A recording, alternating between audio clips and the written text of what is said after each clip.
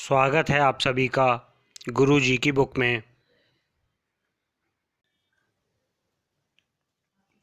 देखिए, आपकी कुंडली कुछ इस प्रकार की होती है जैसे ये सामने दिख रही है।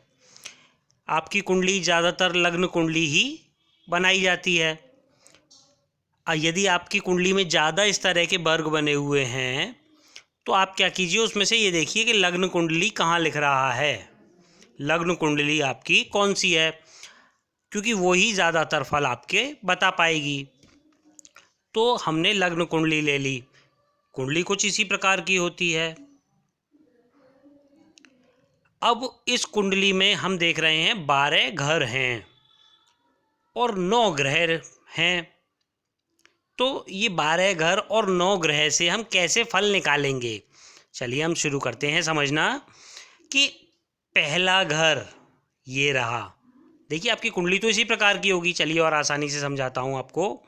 देखिए, पहला घर ये रहा, दूसरा ये रहा, तीसरा, चौथा, पाँचवा, छठा, सातवां, आठवां, नौवां, 10वां, 11वां और 12वां घर। ये 12 तो घर होते हैं हमारी कुंडली में और 9 ग्रह होते हैं।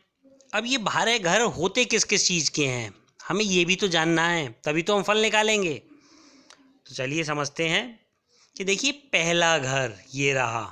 देखिए, मैंने लिखा हुआ है घर हमेशा पहला यही रहेगा और इसी क्रम में चलेंगे। पहला, दूसरा, तीसरा, चौथा, पाँचवा, छठा, सातवां, आठवां, नौवां, 10वां, 11वां और 12वां।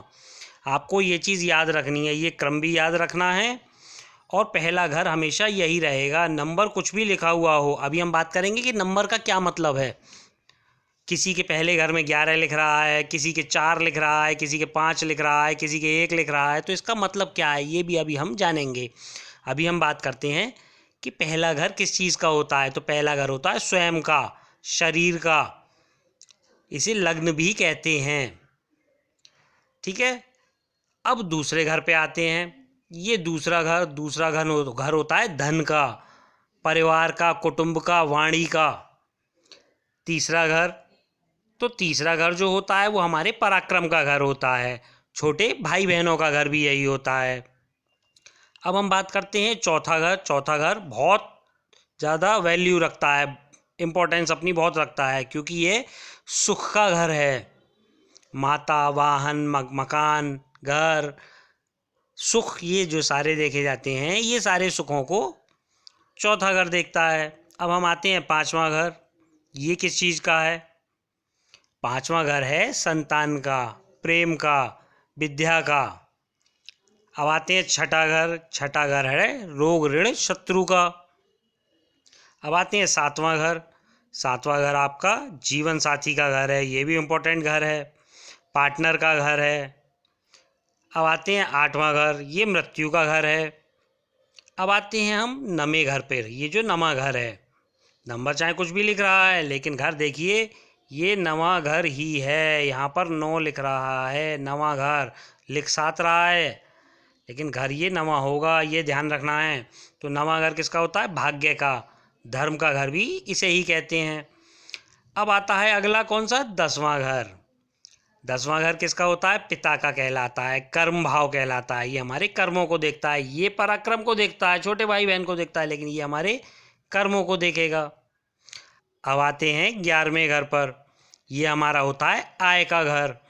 देखिए, ये तो हमारी आय यानी हम जो कमाते हैं, कमाई का घर, और ये हमारे धन का घर, दोनों में अंतर है।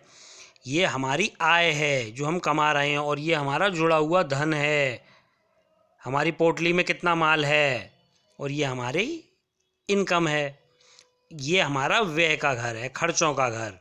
तो हम ये तो समझ गए कि पहले से लेके 12वें तक किस किस चीज़ के घर हैं, है ना। और घर का क्रम मैंने क्या बताया आपको, यही रहेगा हमेशा, ये घर पहला ही रहेगा, ये बात याद रखनी है। अब हम बात कर रहे थे, ये नंबर पड़े हुए हैं इसमें 11, 12, 1, जबकि यहाँ होना चाहिए पहला घर है तो 1 नंबर, नहीं, ऐसा नहीं होता है ना। किसी के में यहाँ 1 होगा तो किसी के में 4 होगा। इससे मतलब क्या है, देखिए समझते हैं कि हमारी 12 राशियाँ होती हैं और आप न्यूज़पेपर उठा लीजिए, पत्रिका उठा लीजिए, कहीं भी आप देखेंगे तो आपको इसी क्रम में मिलेंगी। पहले नंबर पे मेष आएगी, दूसरे पे वृषभ आएगी, तीसरे नंबर पर मिथुन आएगी, चौथे पे कर्क आएगी, पांचवें पे सिंह आएगी, छठे पर कन्या आएगी, सातवें पर तुला, आठवें पर वृश्चिक, नवें पर धनु, 10वें पर मकर, 11वें पर कुंभ और 12वें पर मीन राशि आपके आती है। अब इनका इन नंबरों से क्या मतलब, इनका पूरा मतलब है। देखिए, हम जब कुंडली देखते हैं तो हम देखते हैं कि हमारी राशि क्या है। कैसे जानते हैं हम, तो हमें देखना है सबसे पहले राशि। राशि किससे देखी जाती है, चंद्र से। तो चंद्र कहाँ बैठा हुआ है, देखिए चंद्र जो बैठा हुआ है वो इस कुंडली में 11वें घर में बैठा हुआ है। अब 11वें घर में 9 नंबर लिखा हुआ है, यानी घर का मालिक 9 नंबर है। ये 3 ग्रह नहीं है, घर का मालिक हमेशा 9 नंबर रहेगा। 9 नंबर यानी धनु। देखिए आप, 9 नंबर पे धनु राशि आती है। तो इस व्यक्ति की राशि जो है वो धनु हुई। मान लीजिए चंद्र यहाँ बैठा होता और ये 2 नंबर लिखा हुआ है उस घर में, तो राशि क्या हुई, वृषभ। इस घर का मालिक यानी इस उस कुंडली का मालिक जो है वो राशि का मालिक वृषभ होता, वृषभ राशि होती। यानी आपका चंद्र जहाँ भी बैठा हो उस घर पर जो नंबर लिखा हुआ होगा, जैसे यहाँ 11 नंबर लिखा हुआ है, तो ये घर मैंने किसका बताया था, लग्न कुंडली है, तो पहला घर लग्न का ही होगा ना। तो हम ये जानते हैं कि राशि हमारी क्या है। ये तो हम समझ गए कि मान लीजिए अगर हमारा चंद्र यहाँ बैठा हुआ होता तो इस घर में क्या नंबर पड़ा हुआ है, 5, तो ये सिंह राशि का व्यक्ति होता। देख लीजिएगा आप, 5 नंबर सिंह राशि। अब हम बात कर रहे हैं दूसरा, हम लग्न कैसे जाने अपना। तो लग्न में जो नंबर लिखा हुआ है, देखिए 11 लिख रहा है यानी कुंभ लग्न। देखिए 11 नंबर कुंभ लग्न हो गया ये।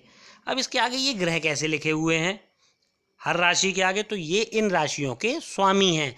यानी घर का मालिक है कौन, समझिए आप, लग्न का मालिक कौन है, 11 नंबर यानी कुंभ है। और कुंभ का स्वामी शनि है। देखिए मकर का भी स्वामी शनि है, 10 नंबर का इस घर का, खर्चों के घर का भी स्वामी शनि है, और आपके लग्न का स्वामी भी शनि है। तो हम नंबर से ये पहचान पाए कि हमारा लग्न यहाँ कुंभ है। मान लीजिए यहाँ पर पहले घर में लिखा होता 4 नंबर, तो कर्क लग्न होता, और चंद्र जहाँ भी बैठा होगा, जैसे यहाँ बैठा हुआ है 9 नंबर में, तो धनु राशि हो गई। तो आशा करता हूँ ये तो आप समझ ही गए होंगे कि हमें किस प्रकार से याद रखना है। देखिए आप याद कर लीजिए कि पहला घर हमेशा यही रहेगा, पहला, दूसरा, तीसरा, चौथा, पाँचवा, छठा, सातवां, आठवां, नवां, 10वां, 11वां और 12वां क्रम इसी तरह से चलेगा। इनमें जो नंबर लिखे हैं, जैसे यहाँ 11 लिखा है तो ये कुंभ लग्न का व्यक्ति हो गया, और चंद्र कहाँ बैठा है, चंद्र यहाँ बैठा है, उसमें नंबर क्या लिखा है उसके अनुसार राशि हो गई 9 नंबर यानी कि धनु राशि। इतना हम आज समझ चुके हैं। और ये किस किस चीज़ के घर हैं ये मैं आपको बता चुका हूँ, चाहें तो आप ये नोट कर सकते हैं। राशियों के क्रम को हमें याद रखना है, उनके स्वामियों को याद रखना है कि अगर मेष आपका लग्न है तो स्वामी उसका मंगल है, यानी इस घर का स्वामी मंगल है। हमें प्रत्येक घर के स्वामियों को भी याद रखना है। जैसे ये घर ले लीजिए, मैंने बताया था माता, वाहन, मकान, सुख का घर है ये, यहाँ 2 नंबर पड़ा है। तो इस घर से हम कौन से ग्रह को जोड़ कर देखें, तो 2 नंबर से जोड़ कर देखेंगे, यानी कि वृषभ स्वामी शुक्र, इस घर का स्वामी शुक्र हो गया। बैठा कहाँ है शुक्र, शुक्र बैठा है लग्न में, सुख के घर का स्वामी होकर लग्न में बैठा है। इस तरह से हम पहचानते हैं कुंडली के चार्ट को। आशा करता हूँ आप कुछ इससे सीख पाए होंगे, और जो सीखना रह गया वो आगे मैं वीडियो बनाकर लगातार आपको सिखाता रहूँगा। आप लोग मेरे इस वीडियो को लाइक करें, शेयर करें, सब्सक्राइब करें, ताकि मेरा मनोबल आगे बढ़ा रहे और मैं आप सभी को इस प्रकार के वीडियो लाता रहूँ। धन्यवाद।